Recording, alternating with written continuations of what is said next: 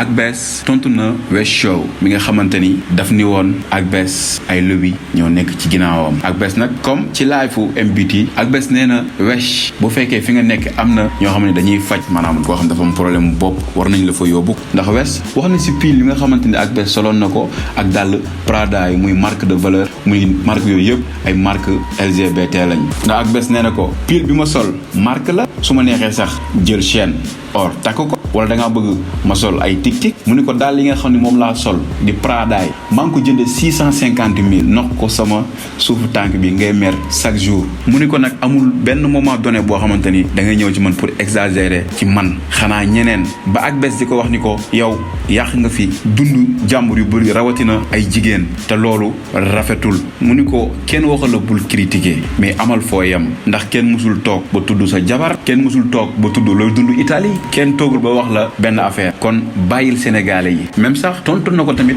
ci li Wes wax ni ko lobby yi ñoo la financé mu ni ko man ba mu juddoo ba léegi musuma xam luy lobby à part ma dem YouTube seetaan gis fa xool ni lii mooy lobby mais musuma xam luy lobby ba sax MBT mu ngi koy laaj ni ko foo jëlee xaalis bi nga defee vidéo yi mu ni ko man fu sori laa jógee dama jaar fu metti dama jaar fu tar mu ni ko 4 ans fanaan naa ko ci mbedd mu ni fi ma jaar bëri na rapport yi nekk fii di wax jaaruñu fa dama fayet man kese sama bopp ba yegg si fii tey nee na fanaan na ci mbedd fanaan na si daar muy tudd turu daara ji di wax waa Ngayeen ville nee na ay nit ñoo ko doon jël di ko teg fenn booba liggéeyul deful dara nag muy toog di rêver comme ñëpp nee na di tëdd di yeewu di dund lu graaw loo xam ne dafa doy waar te nee na gisu si kenn muy fight di fight nee na di dóorante nee na di fight di dóorante ay coup ba agsi fii mu agsi donc gars yi loolu moo nekkoon réponse Akbess bi nga xamante ni indi na ko ci Wes Show ci live bu ñu doon def ak MBT may bëggee le grand MBT franchement mën naa wax ni yenn sources yi maa ngi koy amee ci yow en exclusivité te maa ngi seetaan say chronique mu ngi nice respect à toi acca les gars kon loolu moo nekkoon